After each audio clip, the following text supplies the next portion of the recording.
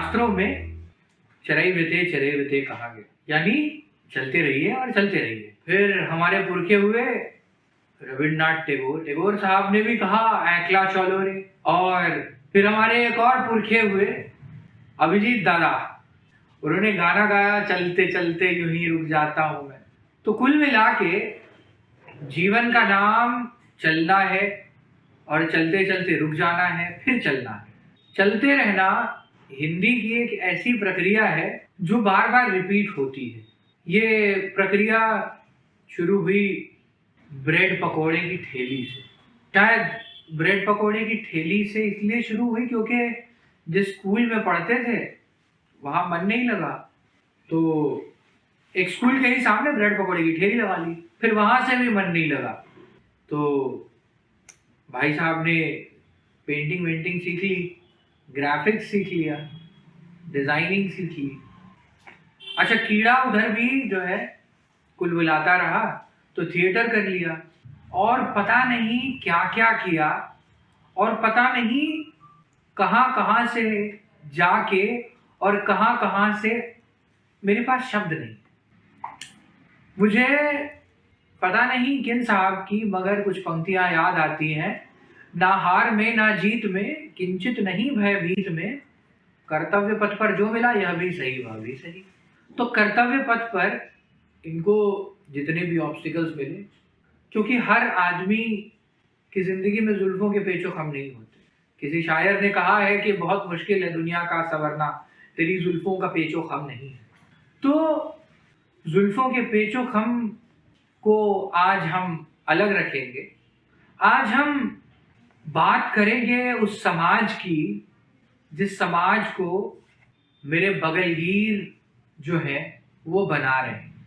आज हम बात करेंगे उनके ऐसे स्टार्टअप्स की जो कभी शुरू किया फिर ख़त्म हो गया, फिर शुरू किया, फिर ख़त्म हो गया, फिर शुरू किया और अब चलने लगा। आज हम बात करेंगे उन ठोकरों की जो शायद सबसे खूबसूरत ठोकर है। तो मेरे साथ साइन एक्सप्रेस इंडिया के ओनर, एक एंटरप्रेन्योर, एक सोशल एक्टिविस्ट मिस्टर हनी चुग हैं। सर क्या चल रहा है? अच्छा। तो भाई साहब ये बताओ कि ये सारी चीज़ें जो टेबल लेवल पे रखवाई है, तो इनसे बात शुरू करें या इन पे बाद में आएंगे? इनमें बाद में आएंगे। हाँ। पहले जो हमारा क्रेडिबल टॉक्स का बतकही एक हमने बनाया है, जो आपने जिसको आपने जन्म दिया है, तो उसके बारे में पहले बात करते हैं कि बतकही क्या है, क्रेडिबल टॉक्स क्या है।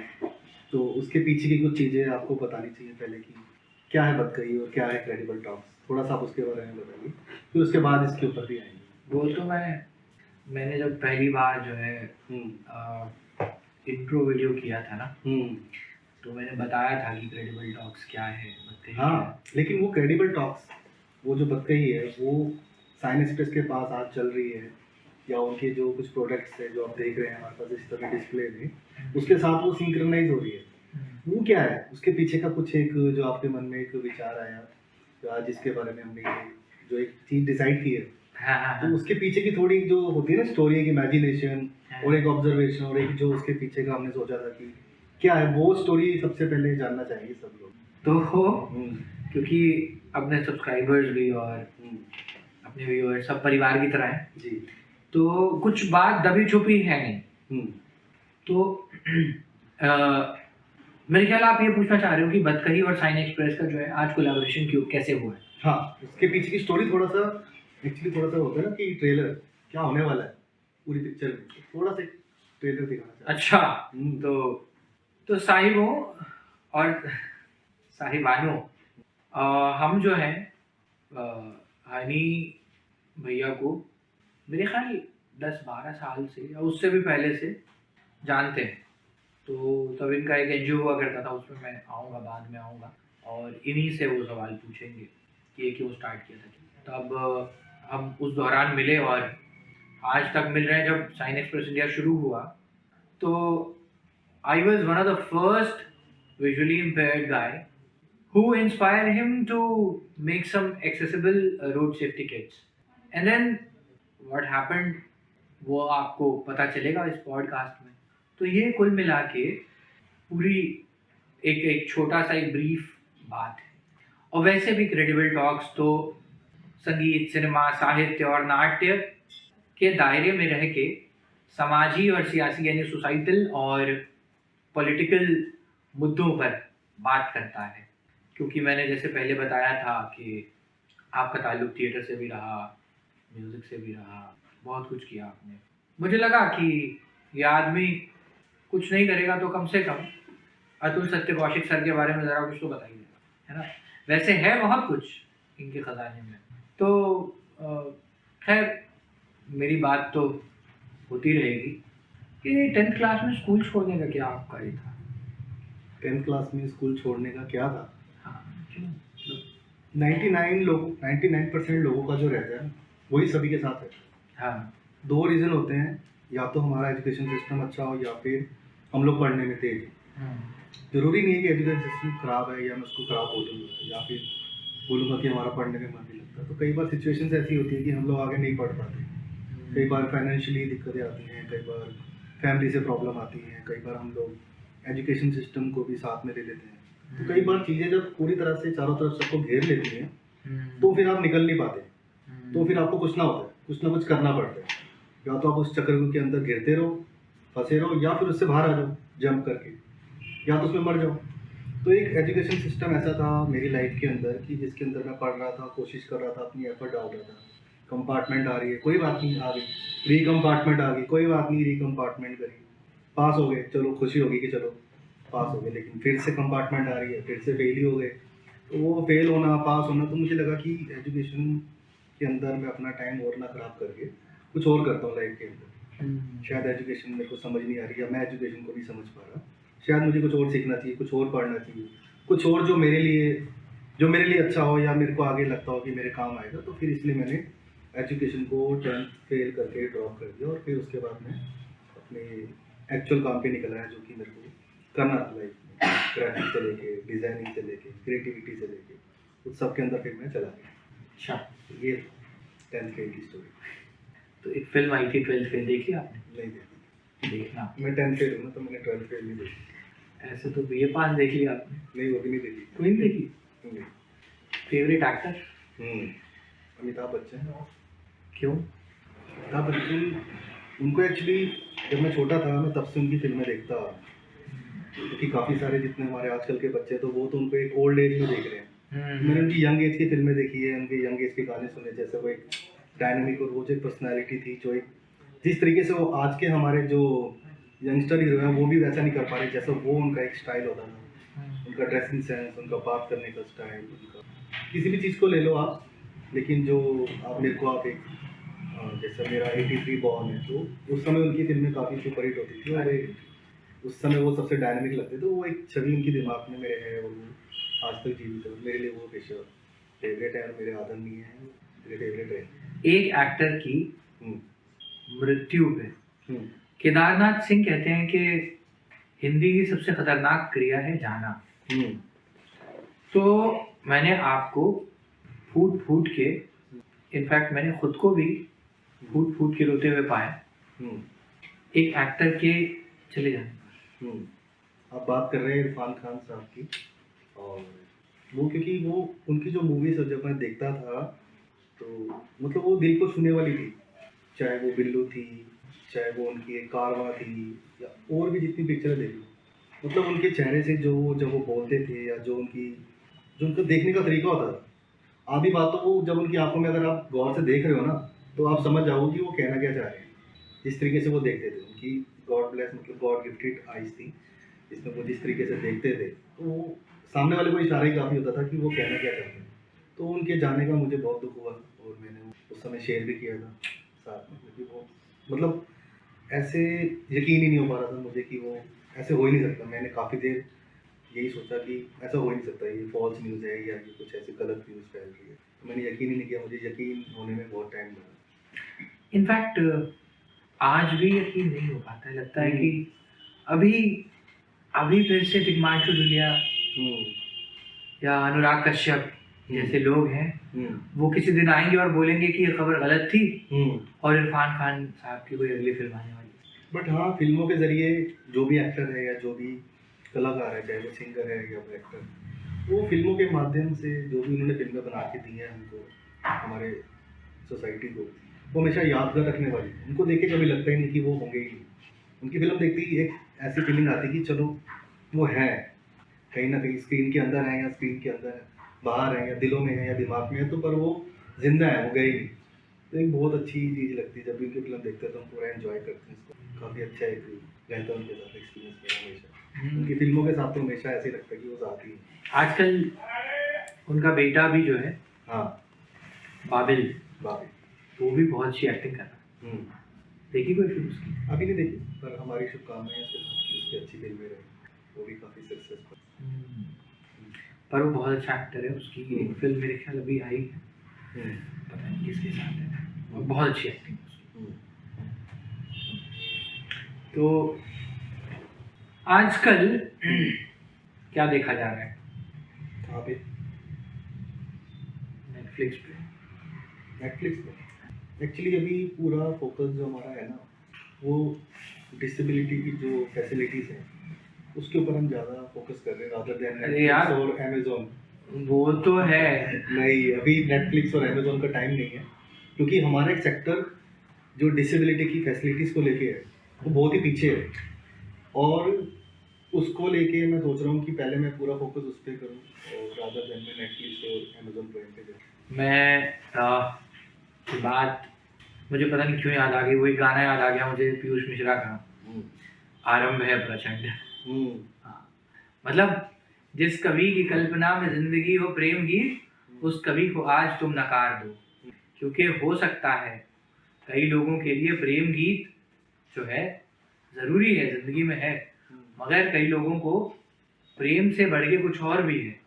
मैं हर वक्त मैंने इनफैक्ट अपने पहले पॉडकास्ट में साहिर की वो नज्म के कुछ मिसरे पढ़े थे कि ज़िंदगी सिर्फ मोहब्बत नहीं, कुछ और भी है।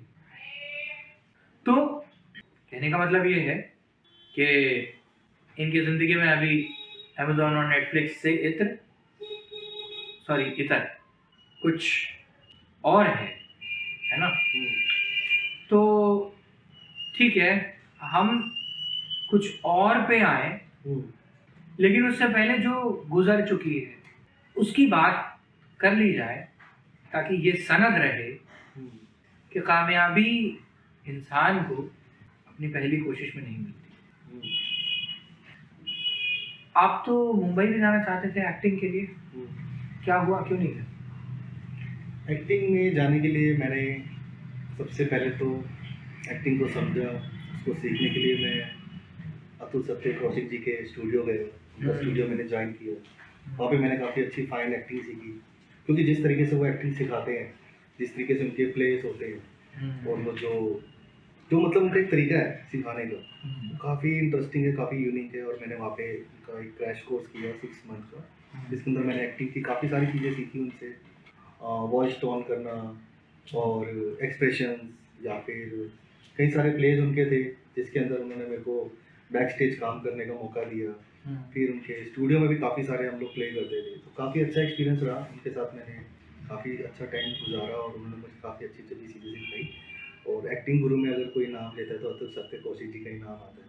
फिर उनका एक बॉम्बे में शो था, रावण की रामायण, जिसमें पुनीत सर साहब थे, तो फिर मैं देखने के लिए स्पेशली बॉम्बे गया था उनका वो शो अटेंड करने के लिए। तो वो बहुत खुश हुए कि मेरा कोई स्टूडेंट बॉम्बे तक आ गया मेरा एक प्ले देखने के लिए।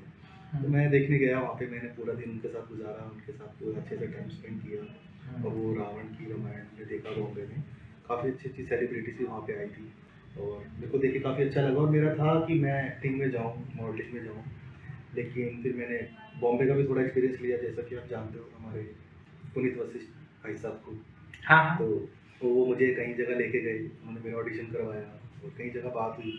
फिर मैंने एक एड शूट किया, एक मैंने मरीनो के नाम से, मरीनो की कुछ फैब्रिकोस, कुछ कारपेंटर्स के कुछ प्रोडक्ट्स आते हैं, तो उसके अंदर मैंने अपना एड शूट किया पहला मिस्टर सुमन गाबले के साथ। अरे भाई, हाँ, तो उनके साथ मैंने अपनी एक छोटी सी एड फिल्म थी, उसके अंदर मैंने कारपेंटर का रोल किया। और देन बॉम्बे गया, ट्राई किया, ऑडिशन दिए कई सारे, और उसके बाद एक दो जगह सिलेक्शन हुई थी, लेकिन फिर मेरा मन नहीं माना एक्टिंग के अंदर, क्योंकि उसमें एक्टिंग में ये था कि वो बहुत ही ज़्यादा लिमिटेड अपॉर्चुनिटीज उसके अंदर होती है, आपको कंसिस्टेंटली सब कुछ नहीं मिलेगा, आपको कि आप रेगुलर बिजी रहने वाले हो, ऐसा नहीं था उसमें, कंसिस्टेंसी नहीं थी उसमें। आज आपको 2 दिन का रोल मिल रहा है, फिर 3 दिन आप फ्री हो, फिर 4 दिन का मिल रहा है, तो फिल्म सिटी जाना, और वो मेरे को ना, वो मतलब किस्तों वाली एक्टिंग मुझे समझ नहीं आ रही थी स्टार्टिंग से। और अच्छे अच्छे एक्टरों को मैंने देखा था कि वो लोग रेगुलर बिजी नहीं थे, कहो कि वो डेली शूट पे जा रहे हैं, डेली बिजी हैं, या डेली काम कर रहे हैं, डेली उनको काम मिल रहा है, तो मुझे वो चीज़ लगी कि यार ये चीज़ जब अच्छे अच्छे एक्टरों को नहीं मिल रही तो शायद मुझे ट्राई नहीं करना चाहिए। बट हाँ, मेरे दिमाग में कहीं ना कहीं ओमपुरी साहब, नसीरुद्दीन शाह साहब, और हमारे इरफान खान साहब, जैसे कि हमारे आपके ये हैं, कई सारे ऐसे एक्टर हैं जो कि ओवरनाइट उनकी एक एक फिल्म ने उनको स्टार बनाया, ऐसा भी था। उस ओवरनाइट से पहले हम्म, पता नहीं कितने साल की मेहनत हम्म, और वो तो कितने दिन भूखे रहना। हम्म, खैर, तो ये तो बात रही हमारी हम्म, फिल्म की। हम्म। थिएटर करते हो? थिएटर करते थे, कितने साल हो गए छूटे? छूटे हुए हो गए। कुल मिला के 10 साल। उस जमाने में हम्म, एक एनजीओ हुआ करती थी, केयर हेयर इंडिया। हम्म। वो क्यों शुरू हुई थी?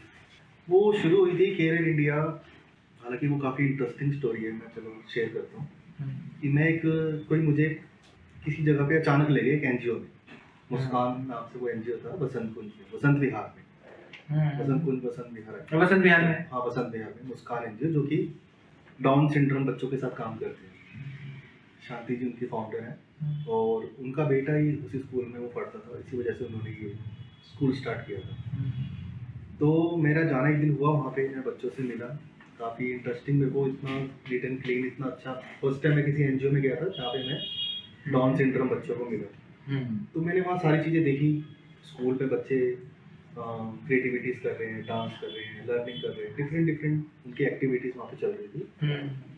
तो मैंने वहाँ पे देखा कि सब बच्चों के बाल जो हैं वो अलग अलग तरीक़ों से कटे हुए हैं, छोटे बड़े टेढ़े मेढ़े, कुछ मतलब मेरे को वो एक मतलब बहुत ही अनटाइडी लग रहा था। बहुत ज़्यादा, मतलब मेरे को वो अच्छा नहीं लग रहा था कि उनके बाल इतने अनइवन क्यों कटे हैं, या तो बहुत ही ज़्यादा बड़े हुए हैं।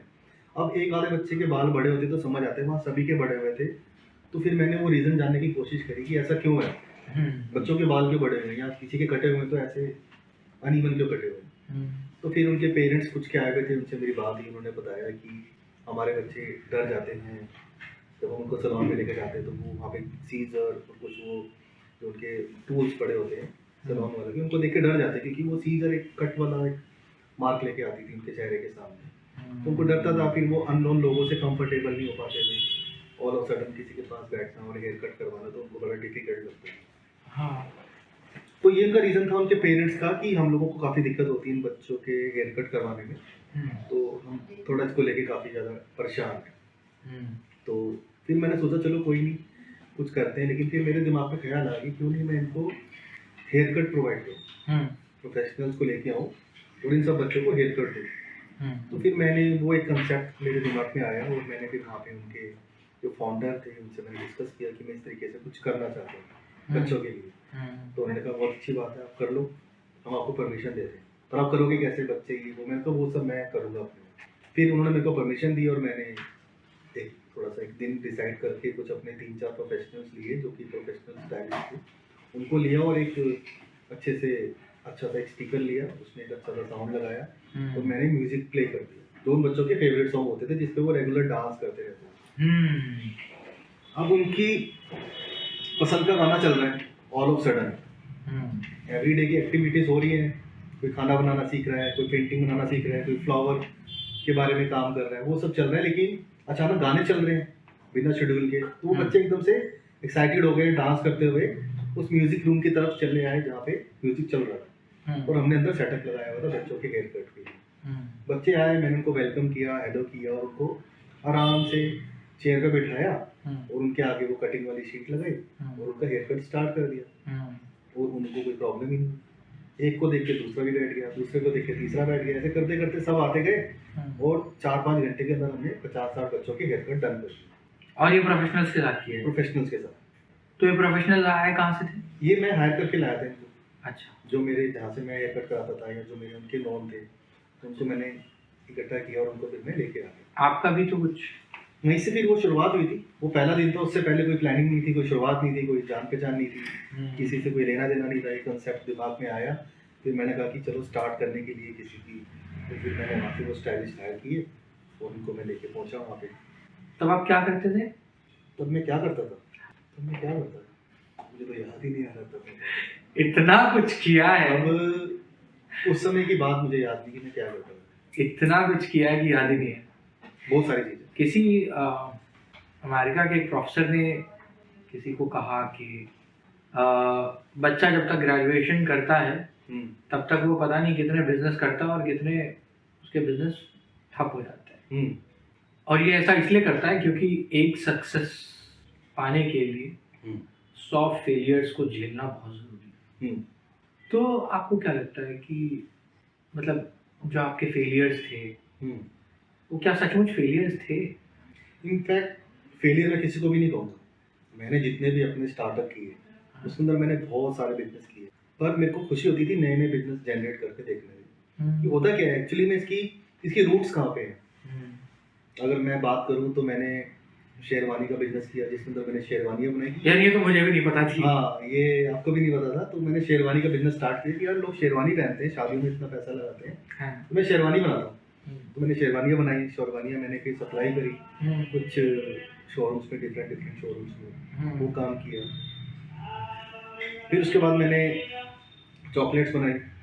ये चॉकलेट्स तो मेरे ख्याल अभी कुछ कोविड के जस्ट बाद ही शुरू किया था। हाँ, द चोको हनी के नाम से पूरा ब्रांड बनाया प्रॉपर्ली। उसको बना के फिर हमने कुछ मेरे क्लाइंट्स भी थे, उनको मैंने डिस्ट्रीब्यूट भी किए पॉकेट गिफ्ट की तरह बना के। अच्छा। फिर उसके बाद एक हमने स्टार्ट किया लॉन्ड्री बिजनेस स्टार्ट किया जिसके अंदर हम लोग लॉन्ड्री करते थे, पिक एंड ड्रॉप वाली। फिर हमने उसके अलावा स्टार्ट किया हमारा, भाई साहब देख रहे हैं आप लोग इतने बिजनेस किए कि याद नहीं है। उसके बाद हम सैलून बिजनेस में चले गए थे। सैलून बिजनेस में तो मैं जानता हूँ सैलून बिजनेस के बारे में। तो सैलून के अंदर हमने एक ऐसा कंसेप्ट लेके आए थे जिसके अंदर हम जितने भी मैंने जो थोड़ा सा जिस लोकेलिटी में मैं रहता था वहाँ पे मैंने ऑब्जर्व किया कि हर एक सैलून में अलग अलग प्राइस चल रहा है। कहीं पे प्राइस कुछ है, कहीं पे कुछ है, कोई कैसी सर्विस दे रहा है, कोई कैसी दे रहा है। कहीं पे कम प्राइस के अंदर अच्छी सर्विस मिल रही है, कहीं पे ज़्यादा प्राइस में घटिया सर्विस मिल रही है। कहीं का इंफ्रास्ट्रक्चर अच्छा नहीं है, कहीं का इंटीरियर अच्छा नहीं है, कहीं के टॉवल गंदे हैं, किसी का स्टाफ अच्छा नहीं। तो मुझे वो लगा कि ये एक जो चीज़ है ना ये सिस्टम से अलग है। ये इवन मतलब सबको इक्वल सर्विस नहीं मिल रही। मतलब सबको एक चीज़ है, हमारे सिंपली सबके बाल बढ़ते हैं और सबके बाल कटते हैं। सही बात है। एक बिल्कुल सिंपल एक कुछ है ही नहीं रॉकेट साइंस। यार जुल्फे तो जीवन का प्रतीक है। बट उसके लिए प्रॉपर सिस्टम होना जरूरी था। तो फिर उस सिस्टम को एक्सट्रीम लाइन में लाने के लिए मैंने बिजनेस स्टार्ट किया हेयर कट एक्सप्रेस सैलून। तो हेयर कट एक्सप्रेस सैलून का मैंने एक छोटी ब्रांच स्टार्ट करी। उसको मैंने एक छोटा सा सैलून बनाया, उसके अंदर मैंने 3 चेयर का सेटअप लगाया। और भाई साहब मेरा वो जो सैलून था उसके अंदर मैंने बहुत बड़ी चीज़ करी जिसके अंदर मैंने कर दिया हेयर कट 30 और फोम शेव 20। तो वो 50 रुपये में आपका हेयर कट हो रहा है प्रॉपरली और शेव हो रही है आपकी फॉर्म के साथ, और आपको नीट एंड क्लीन सैलून मिल रहा है। लड़के अंदर के यूनिफॉर्म में, सारे हमारे जो प्रोडक्ट है वो ब्रांडेड है, और आपको एक अच्छी सर्विस मिल रही है बहुत ही रीजनेबल प्राइस में। मतलब एक तरह से बहुत ही कम प्राइस में। जबकि नॉर्मली उस समय फॉर्म शेप का प्राइस था 60-70, हेयर कट 80-90-100। तो उस समय मैंने वो चीज़ की और फिर वो अमेजिंग हो गया। वहाँ पे लाइन लगनी स्टार्ट हो गई और विदिन 2 मंथ, जैसे मैंने 3 चेयर का सैलून खोला, विदिन 2 मंथ मैंने एक 10 चेयर का सैलून दोबारा से खोल दिया इंस्टेंट। तो जैसे वो 10 चेयर का मैंने सैलून खोला वो डबल हाउसफुल, वो और सुपर हिट हो गया। फिर मुझे इमीडिएटली एक और सैलून खोलना पड़ा 14 चेयर का, वो मैंने मोती नगर में खोला। तो ऐसे हेयर कट एक्सप्रेस सैलून के मैं एक चेन बननी स्टार्ट हो गई। फिर एक हमने खोला आदर्श नगर में, वहाँ पे एक सैलून खोला। फिर एक पटेल नगर में और खोला। फिर कुछ इस तरीके से हम चल रहे थे। फिर हम लोग कुछ बड़े सैलून के साथ टाई अप करना चाह रहे थे, कुछ अच्छे ब्रांड के साथ टाई अप करना चाह रहे थे कि हम मासिस के लिए कुछ काम करना चाह रहे हैं। बट उसके बाद भी फिर कहते हैं ना कि मेरे को लगा कि नहीं अब कुछ और करना चाहिए। फिर उसके अंदर फिर हम लोग गए। मतलब सुकून नहीं मिला वो सैलून खोल के भी। हाँ, सैलून खोल के ये कह सकते हैं कि हाँ वो आगे के लिए ना मतलब कह लो कि राइट टीम नहीं मिली या राइट लोग नहीं मिले या राइट मतलब कुछ अच्छा चल रहा था, लेकिन आगे जाके वो एक सिस्टम में जब आ जाना चाहिए था वो आया नहीं। मतलब किसी ने मुझे हैंड होल्ड नहीं किया उस समय। अगर वो भी कर लेता तो शायद आज की डेट में मेरे 500 से ऊपर सैलून, जो कि मैं आपको बता 500 सैलून होने ही थे। हाँ है ना वो तो। 100 का तो मेरा अपना ही टारगेट था कि 100 सैलून तो मैं कर दूंगा 2 साल के अंदर, लेकिन इतना टाइम हो गया तो 500। मतलब आप ये लगा लो कि 6 महीने में आपके 7-8 सैलून हो गए थे। हाँ हो गए। तो वो 7-8 में 6 महीने लगे थे, उसके बाद तो मेरे को समझ आ गया था ना पूरा। यार 10 सैलून होने में ना वक्त लगता है, पर 10 से 100 सैलून होने में वक्त नहीं लगता। यस, तो वही पीछे का आइडिया था। बट एनीवेज कोई बात नहीं, हो गया। फिर उसको डिस्पोज ऑफ कर दिया और मतलब सेल कर दिया वो सब। एक बिजनेस को मैंने कहा चलो कोई बात बाद में देखेंगे, लेकिन वो ब्रांड आज भी मेरा है, हेयर कट एक्सप्रेस सैलून। कभी लाइफ में कुछ हुआ तो डेफिनेटली उस बिजनेस को मैं दोबारा स्टार्ट करूँगा और सैलून चेन खोलूँगा ही खोलूँगा। और साथ में जो हमारा केयर इंडिया एनजीओ है उसके अंदर हम लोग सोच रहे हैं कि कुछ हम एकेडमी टाइप खोलें और बच्चों को थोड़ा सा उसमें ट्रेनिंग दें फ्री ऑफ कॉस्ट। ट्रेनिंग देने के बाद उन बच्चों को ही हम सैलून ओपन करके दें। अच्छा, हम इन्वेस्ट करेंगे, हम सैलून ओपन करके देंगे, वो वहाँ पे अर्न करेंगे, अर्न करके फिर हमें वो धीरे धीरे लौटाएंगे।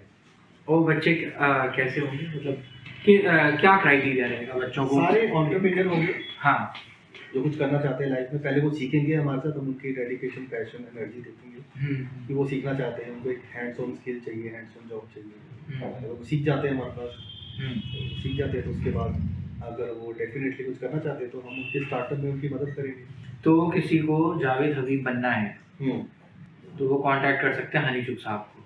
नहीं, जावेद हबीब वो अलग, उनकी अपनी एक फिलोसफी है, उनका अपनी स्टाइल है। हाँ। तो जो भी बनेगा वो अपने नाम से ही आगे बनेगा। बिल्कुल। लेकिन अरे जैसे एक्टिंग में जब हाँ। हम एक्टिंग करते हैं, बच्चा होता है तो बोलता है यार मुझे ना अमिताभ बच्चन बनना है। वो तो थोड़ा पढ़ लिख लेता है तो वो बोलता है कि नहीं मुझे, मेरा नाम चिंटू है तो मुझे चिंटू बनना है ना। तो वही उस हिसाब से मैं कह रहा हूँ। हाँ, इंस्पायर होना की बात करें तो इंस्पायर वो हो सकता है, पॉल मिशेल भी बन सकता है, बिल्कुल, लुक्स भी बन सकता है, एफिनिटी भी बन सकता है, गीतांजलि भी बन सकता है, बिल्कुल, जावेद हबीब भी बन सकते हैं, कुछ भी बन सकते हैं। बनने के लिए कोई लिमिट नहीं है, सब कुछ लिमिटलेस है। बस डिपेंड करता है आपकी अपनी एनर्जी के ऊपर, आपके कंपैशन, आपकी डेडिकेशन और आपकी पॉजिटिव वाइब्स और आपकी मतलब पर आपका एक्चुअली है क्या। पर विशाल भैया के साथ मुझे एक पॉडकास्ट करना है एफिनिटी वालों के साथ। वो बहुत बहुत ही मतलब उनका उनके सैलून्स मैं गया हूँ, एक आधे सैलून्स में बड़ा मजा आता है। बहुत अच्छे हैं, वो हमारे के इवेंट पे भी आए थे। अच्छा, खैर ये तो हो गया सारा हमारा एनजीओ का भी। हाँ। और इसमें सैलून दोनों ही बिजनेस आ गए, हाँ। आपस में दोनों सिंक्रनाइज करते हैं। बिल्कुल बिल्कुल। तो नहीं, अभी थोड़ा सा और मुझे कैरियर इंडिया पे कुछ समझना है। ये ब्लाइंड स्कूल्स पे आपको लाने की क्या जरूरत पड़ी? अच्छा, सैलून को? हाँ मतलब नहीं, कैरियर इंडिया को, क्योंकि इन्हें तो दिखना है नहीं, समझ रहे हो? क्या फर्क पड़ता है, दाढ़ी बड़ी है, बाल छोटे हैं, बड़े, क्या फर्क पड़ता है, मतलब क्यों लेके आएगा? बेसिकली हमने ये सोचा था कि career India basically poor, under privilege and disable people, इन सभी के लिए काम करेगा, इन सभी के हेयर कट में, मतलब इन सबको हेयर कट प्रोवाइड करेगा। और एक दिन जब ब्लाइंड स्कूल जाना हुआ, national association of the blind, जहाँ की मैं चोट हूँ, हाँ, जहाँ के आप स्टूडेंट भी हो, प्रोडक्ट हूँ मैं, हाँ, जहाँ के आप प्रोडक्ट हो, जहाँ के आप स्टूडेंट हो, जहाँ पे आपने सीखा, तो हाँ।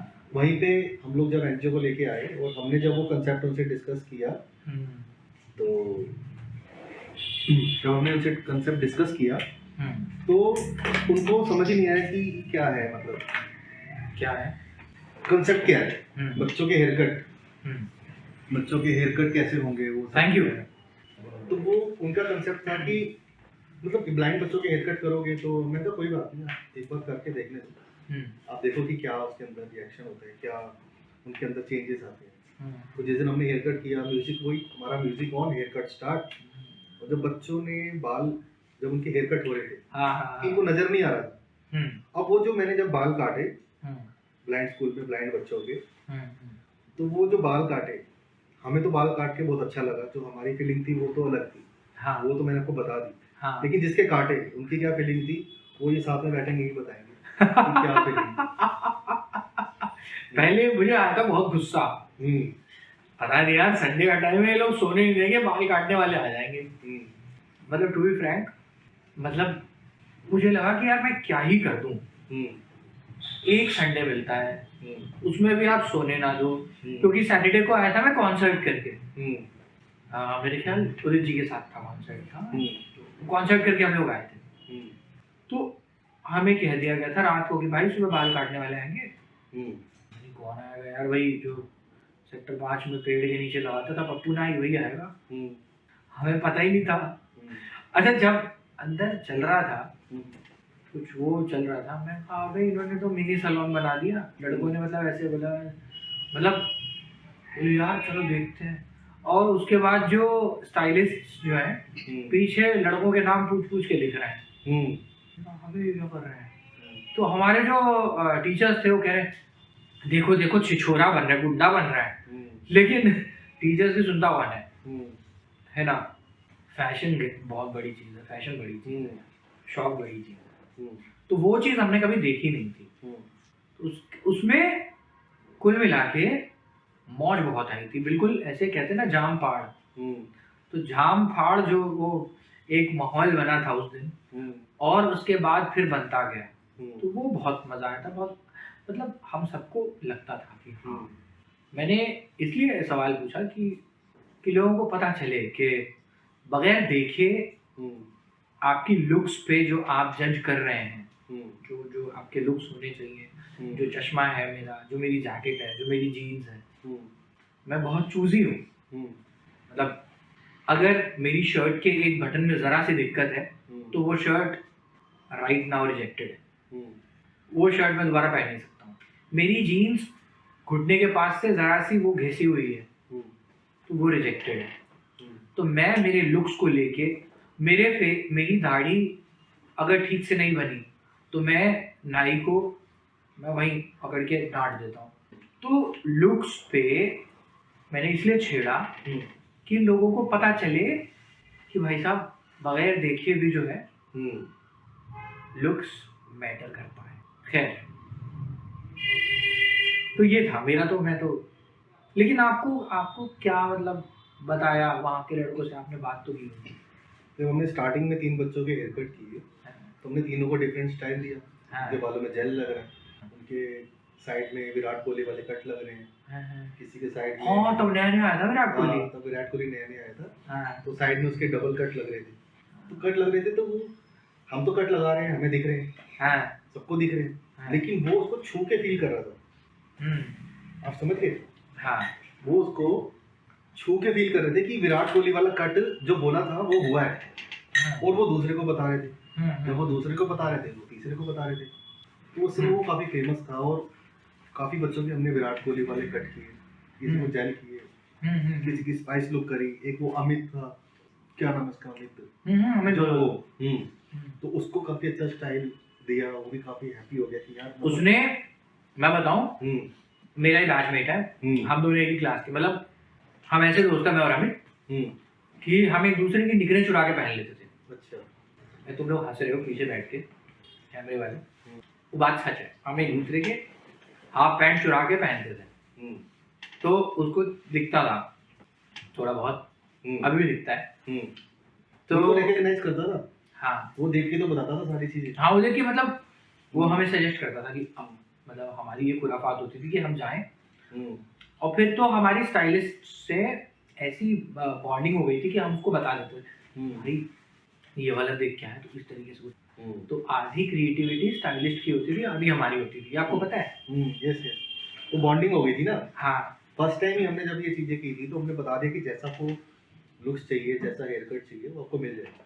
तो ये है, तो ये तो रहा hair care hair India foundation, जिसके लिए जो बहुत ही आज भी जो जीवित है। और मैं चाहता हूँ कि लोग इस एनजीओ को कुछ अगर मदद करना चाहें तो लिंक डिस्क्रिप्शन में हम लोग डाल देंगे, care hair India foundation.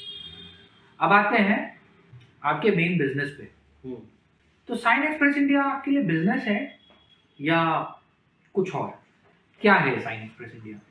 Sign express India एक ऑर्गेनाइजेशन है जिसके अंदर मतलब ये समझ लो कि लॉकडाउन के बाद एक नए सिरे से स्टार्ट हुई, एक नया जन्म हुआ, इसका पुनर्जन्म की बात है। कंपनी बहुत पुरानी है, 2006 में इस्टेब्लिश कर ली थी, तब से काम करते आ रहे हैं। साइनेज के ऊपर ही काम करते थे, इंडोर आउटडोर सब। तो ये मॉल्स वगैरह नहीं थे, तो काफ़ी डिफरेंट साइनेजेस के ऊपर मैंने काम किया। और मैंने काम को सीखा, इसको समझा, फिर उसके बाद मैंने इसको स्टार्ट किया और धीरे धीरे मैंने इस काम को आगे बढ़ते हुए देखा कि मार्केटिंग और ब्रांडिंग के अंदर कितना बड़ा बूम आया, कितना बड़ा चेंज आया। लेकिन लॉकडाउन के अंदर तो जो भी था ऊपर नीचे सब एकदम से क्रैश हो गया। कि लॉकडाउन के बाद दोबारा स्टार्ट करना, कुछ करना कि क्या करना है, कैसे करना है, क्योंकि साइन एक्सप्रेस इंडिया के साथ साथ ही कई सारे बिजनेसेस और भी स्टार्ट हुए थे। चॉकलेट वाला जैसे चॉकलेट वाला हुआ, लॉन्ड्री वाला हुआ, सैलून वाला हुआ, शेरवानी वाला हुआ, या और भी कई सारे ऐसे बिजनेस हैं जो मुझे अभी याद भी नहीं आ रहे। फिर लॉकडाउन के अंदर मेरे को टाइम मिला, हम लोग सबको टाइम मिला। किसी ने उस लॉकडाउन के अंदर गेम्स के लिए, किसी ने वीडियोस देखे, किसी ने कुछ सीखा, किसी की जॉब भी चल रही थी वर्क फ्रॉम होम। लेकिन कुछ लोग ऐसे भी थे जो सोच रहे थे बैठ के कि करना क्या है। उस टाइम में अपना जो पुराना पिछला जो था उसको रिफ्रेश कर रहे थे, उसको रीस्टार्ट करने की कोशिश कर रहे थे कि उसमें से सिलेक्ट क्या करना है। फिर वो एक टाइम मिला कि हाँ, कौन से बिजनेस में क्या मिस्टेक्स हुई, कौन से बिजनेस के अंदर क्या अच्छा हुआ, क्या बुरा हुआ, क्या लर्निंग हुई, क्या हमारी अनलर्निंग हुई। तो वो सब कुछ देखा, तो फिर मैंने डिसाइड किया कि नहीं, मुझे साइनेज के अंदर जाना चाहिए, बट साइनेज के अंदर कुछ ऐसा करना चाहिए जो कि थोड़ा सा समझ लो कि समाज की मदद भी कर सके। ऐसा बिजनेस जो समाज की मदद कर सके, ऐसा बिजनेस करना चाहिए। ये मैंने किसी किताब में पढ़ा था, कहीं पे सुना था कि बिजनेस वही जिसके अंदर किसी की मदद हो सके, समाज की आप मदद कर सको। डायरेक्टली तो हम नहीं कर पाते, हम कितनी चैरिटी करें, कितनी सेवा करें, कितना जाके हम वॉलंटियर काम कर सकते हैं, लेकिन हम बिजनेस ऐसा कर सकते हैं जिसके अंदर हमारे बिजनेस के थ्रू ही हम लोग सोशल वर्क कर रहे हैं, समाज के लिए कुछ बना रहे हैं, कुछ क्रिएट कर रहे हैं, कुछ जनरेट कर रहे हैं, कुछ उनको दे रहे हैं जिसको वो यूज़ भी कर रहे हैं, पब्लिक यूज़ कर रही है, हमारी जनता यूज़ कर रही है देश की। तो पब्लिक प्रोडक्ट होना चाहिए बेसिकली। तो उसमें भी कई सारी कंपनीज हैं, कई सारे लोग हैं जो कुछ कुछ बना रहे हैं। तो मैंने कहा मुझे साइनेज के अंदर ही कुछ ऐसा इन्वेंट करना है, कुछ क्रिएट करना है, कुछ नया ऐड ऑन करना है जिससे कि वो पब्लिक यूज़ के अंदर है। फिर हम लोग रोड सेफ्टी के अंदर हमने सोचा कि चलो हम रोड सेफ्टी पे काम करते हैं, क्योंकि रोड्स पे सब लोग रहते हैं और रोड सेफ्टी प्रोडक्ट बहुत जगह इंडिया में ऐसी लोकेशन है जहाँ पे रोड सेफ्टी प्रोडक्ट नहीं है। पहली बात तो रोड्स ही नहीं है, तो चलो फिर हमारे एक जोक है कि वही या तो कई जगह तो सड़कों में गड्ढे होते हैं, या तो गड्ढों में सड़क है। तो हमारे देश में सड़कें तो हैं, कई जगह तो सड़कें भी नहीं थी, लेकिन अब समय के साथ साथ जैसे जैसे हालात बदले, चीज़ें बदली, तो सड़कें बननी स्टार्ट हो गई। अब सड़कें तो बन रही हैं, लेकिन सड़कों के ऊपर प्रोडक्ट नहीं लग रहे। पहले गांव वालों को रास्ता दिखता था कि भाई ये मेरी पगडंडी है, यहाँ से मैं निकल जाऊंगा। अब इन्होंने बना दी अपनी सड़कें, और वो सड़कों से कब आप नीचे उतर जाओगे आपको पता ही नहीं है। रात को आप अंधेरे में काम से लौट रहे हो, अंधेरा हो गया, अब सड़क काली है और अंधेरा घना है, तो पता नहीं चल रहा। पगडंडी तो सफेद होती थी, सड़क काली है, तो वो अंधेरे में दिखती नहीं थी, साइकिल कब नीचे उतर गई, बैलगाड़ी कब नीचे उतर गई। तो वो भी एक दिक्कत थी, लेकिन धीरे धीरे उसके अंदर भी बदलाव आए। तो सड़क के ऊपर रोड मार्किंग स्टार्ट हुई, फिर कुछ उसमें रिफ्लेक्टर लगते हैं, डेलीनेटर लगते हैं, साइन बोर्ड लगते हैं रिफ्लेक्टिव वाले। फिर हम लोगों ने उसके अंदर बुक किया कि चलो हम लोग रोड सेफ्टी प्रोडक्ट बनाते हैं जिससे कि वो सभी रोड को सेफर बनाने में लोगों की मदद करें। तो हमने बनाया और हमने काफ़ी अपने इस काम को अच्छे तरीके से स्टार्ट किया आफ्टर लॉकडाउन। और रोड सेफ्टी प्रोडक्ट के साथ साथ हमने जो एक नया प्रोडक्ट स्टार्ट किया वो है हमारा डिसेबिलिटी के लिए ब्रेल साइनेज और टेक्टाइल पाथ, जो कि काफ़ी आज की डेट में जैसे मैंने स्टार्टिंग में बोला था कि अमेजोन और नेटफ्लिक्स का टाइम नहीं है, फिलहाल मेरा भी फोकस एक्सेसिबल प्रोडक्ट्स को लेके है। तो बेसिकली हम लोग जो प्रोडक्ट्स बना रहे हैं हमारे इंडिया की कंट्री को छोड़ के कुछ कंट्रीज और हैं, उनको छोड़ के सभी कंट्रीज एक्सेसिबल फ्रेंडली हो चुकी हैं। बात करो ऑस्ट्रेलिया की, न्यूजीलैंड की, या यूके की, या यूएस की, तो काफ़ी सारी अच्छी अच्छी कंट्रीज जो है वो एक्सेसिबल फ्रेंडली हो चुकी है। इंडिया ने भी इसके ऊपर इनिशिएट लिया 2014 के अंदर, फिर दोबारा से 2019 में इन्होंने नोटिफिकेशन जारी किया कि हाँ, भारत को एक्सेसिबल इंडिया कैंपेन के अंदर लेके आना और सभी पब्लिक प्लेसेस को एक्सेसिबल फ्रेंडली बनाना है। चाहे वो स्कूल हो, कॉलेज हो, हॉस्पिटल हो, बैंक हो, रेलवे स्टेशन हो, एयरपोर्ट्स हो, बस स्टैंड हो, कोई भी जगह जहाँ पे पब्लिक जाती है तो वो जगह एक्सेसिबल फ्रेंडली होनी चाहिए, और वहाँ पे कुछ बेसिक प्रोडक्ट्स हैं जो होने ही चाहिए। कैसे एक्सेसिबल फ्रेंडली बनाओगे?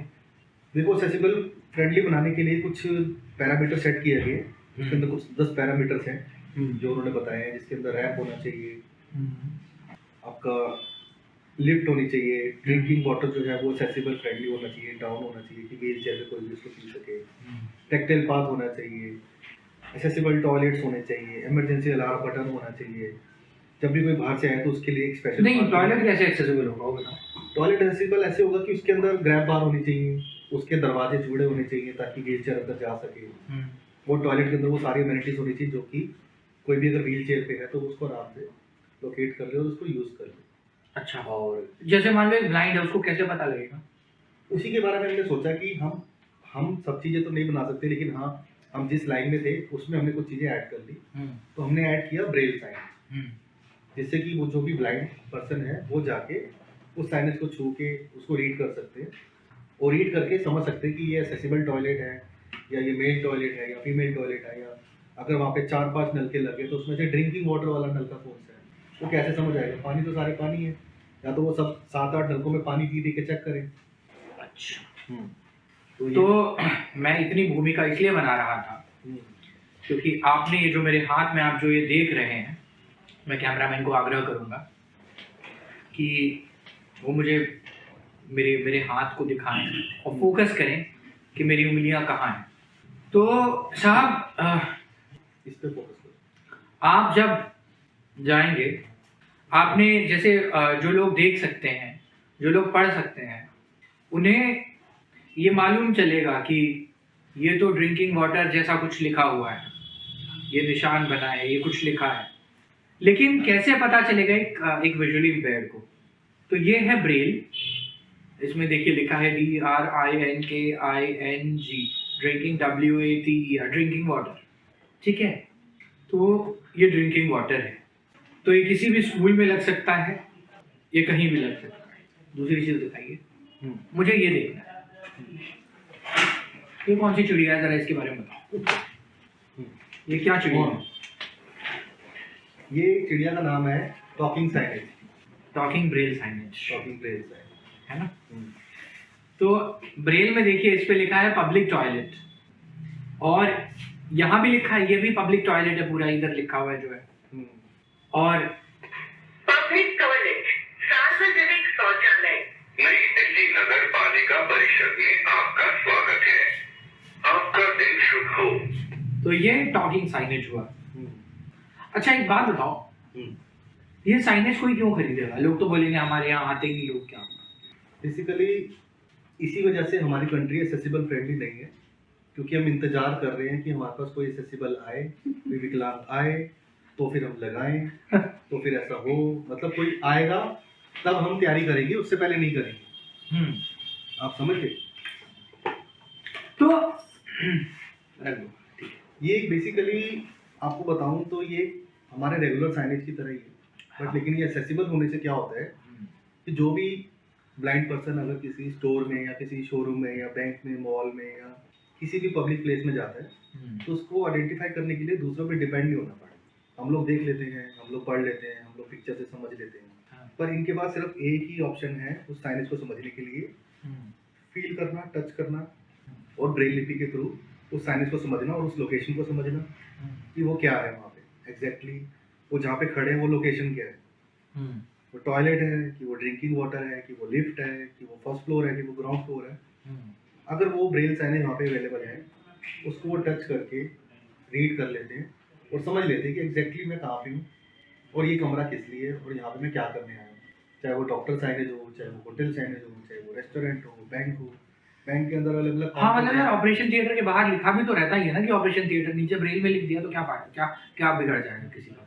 कुछ नहीं बिगड़ेगा, लेकिन वो है कि अगर आप किसी से पूछते हो ना, हाँ, तो उनको लगता है कि पूछ कर रहा है, हमें तो दिख रहा है। सही बात है, तो पूछना भी क्यों है? पूछना भी क्यों है? आत्मनिर्भर बनिए।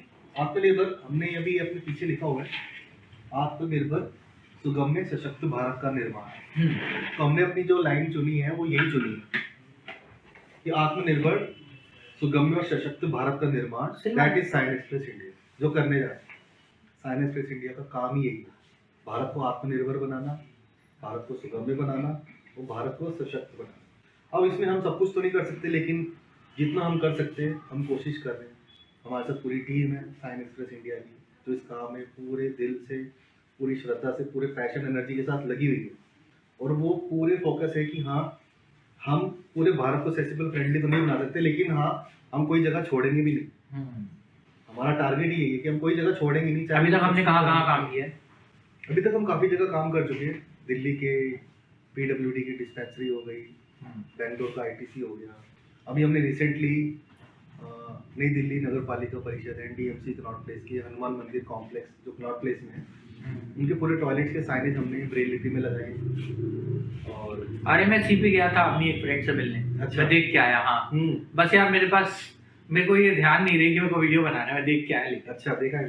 हाँ देखा है। तो हमने वो बनाए हैं, और हम आगे ये कोशिश कर रहे हैं कि NDMC किसी तरीके से हमें सपोर्ट करे।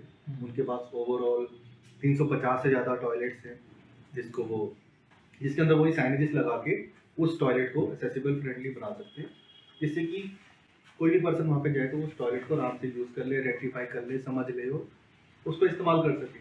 तो ऐसा करके हमारा एक कोशिश है।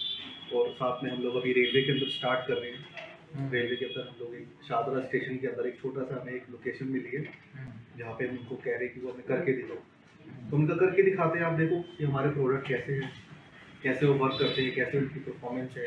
वो क्या प्रोडक्ट है? टेक्टाइल है और ब्रेल है, दोनों आइटम। नहीं वो एक शादरा वाला वो क्या प्रोडक्ट है? वो एक बड़ा वो डब्बे जैसा कुछ प्रोडक्ट है जो। हाँ डब्बे जैसा, अच्छा वो दिखाता हूँ। डब्बे जैसा हमने बेसिकली एक साइनेज बनाया है, जो कि साइनेज तो सब जगह लगे होते हैं, हाँ लेकिन हमें ध्यान नहीं रहता। हम टॉयलेट जाते हैं या हम कोई भी सर्विस यूज़ करते हैं, वापस आ जाते हैं, कोई हमें रोक नहीं रहा, तो हमें क्या करने पड़ते हैं? गार्ड खड़े करने पड़ते हैं। गार्ड आपको बोलता है, अब गार्ड आपको क्या बोलेगा? गार्ड ये चेक करेगा कि मेल वाले में मेल जाए, फीमेल वाले में फीमेल जाए। अब आप टॉयलेट के अंदर उसको साफ रख रहे हो नहीं रख रहे, वो नहीं बोलेगा। नलका बंद कर रहे हो खुला छोड़ रहे हो, वो नहीं बोलेगा। कूड़े को कूड़ेदान में डाल रहे हो कि नहीं बोलेगा। तो वो गार्ड का काम नहीं है बोलना। लेकिन क्या होता है कि हमारी एक मनोवैज्ञानिक दशा है कि हमें कोई चीज़ अगर बार बार कोई बोलता रहे ना, तो हमें वो याद हो जाती है और हम ध्यान रखते हैं। हाँ मतलब अगर हम फॉरेन में जाते हैं तो हमें डर ही इतना होता है कि अगर हम जरा सा कुछ करते तो हम पे फाइन। लेकिन जब लोग बाहर निकलते हैं अपनी कंट्री आते हैं वापस, तो वही शुरू कर देते हैं। तो बोलना बहुत जरूरी है। और बोलने से लेके मैं आपको बताऊं कि अगर आप मेट्रो में सफर करते होंगे या सबने किया हुआ सफर, तो मेट्रो में रिपीटेडली अनाउंसमेंट चलती रहती है। अगला स्टेशन कौन सा है, दरवाजे बाईं तरफ खुलेंगे, प्लीज माइंड द गैप, खाली जगह का ध्यान रखें। वो क्यों बोली जाती है? ताकि आप वो सुन के आप ध्यान रखो। तो आपको पता होता है कि अगला स्टेशन कौन सा है, तो आप पहले से अपने स्टेशन के लिए दरवाजे पे पहुंच जाते हो। अगर वो अनाउंसमेंट नहीं चले तो क्या आप अपने स्टेशन पे उतर सकते हो? क्या आपको पता है कि अगला स्टेशन कौन सा है? या आपको ये भी नहीं पता कि दरवाजे दाईं तरफ खुलेंगे या बाईं तरफ? आपको नहीं पता। नहीं, वो अनाउंसमेंट का मतलब यही है कि वो अनाउंसमेंट आपको अलर्ट करने के लिए, आपको जागृत रखने के लिए और इन्फॉर्मेशन आपके लिए जो आपको चाहिए वो देती रहे, नॉन स्टॉप देती रहे।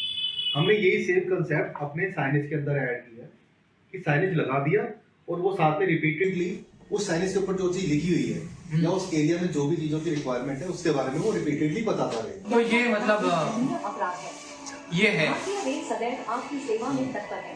ये बेसिकली जो साइनेज है, हाँ, ये साइनेज के साथ साथ ये टॉकिंग भी है, May I have your attention, please? Hindi में भी और इंग्लिश Welcome में। to Delhi Shahdra Junction. अच्छा ये This is a waiting room and toilet facilities are available in it. You अच्छा, are requested to please take care of your belongings. तो ये इसको हाइट पे There is a डाल देंगे। separate toilet हाँ, इसको height पे लगा देंगे। arrangement visible और people ये here. अपने आप Under the repeatedly बोलता accessible है। India campaign, अच्छा। all the और ये signboards पूरा यहाँ स्पीकर वगैरह सब लगा रखा that है। have been हाँ, पूरा installed अंदर with great scripts for the convenience of visually बहुत सही। impaired people. इसको बंद कैसे करेंगे? We request you to contribute the 15-20 के ऊपर काम कर रहे हैं। अच्छा ये सैंपल है पूरा अभी। हाँ, ये sample। तो ये सैंपल मतलब इसको जो है सरकार को दिखाने के लिए आपने ये। हाँ। अच्छा कृपया ध्यान दीजिए। अच्छा, तो ये ऐसे बंद हो गया दिल्ली शाहदरा जंक्शन और ये पॉज हो गया, इसको पॉज हो गया और ये शुरू हो गया। अच्छा बहुत फीलिंग भी हमने जो साउंड इसके अंदर डाला वो फीलिंग भी रेलवे स्टेशन वाली। हाँ वो बुरी फीलिंग आ रही है रेलवे स्टेशन वाली। हाँ। बहुत सही, इसको हम यहाँ रख देते हैं। तो मैं सब्सक्राइबर्स से ये कहना चाहूंगा कि बहुत काम हो रहा है। जो एंटरप्रेन्योर्स हैं वो उनकी काबिलियत पर आप लोग मत शक कीजिए।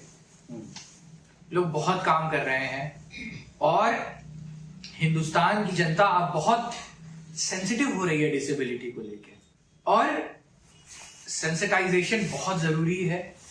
अपने आसपास देखें, अपने आसपास ये देखें कि कितनी एक्सेसिबिलिटी है, कितनी सुगम्यता है।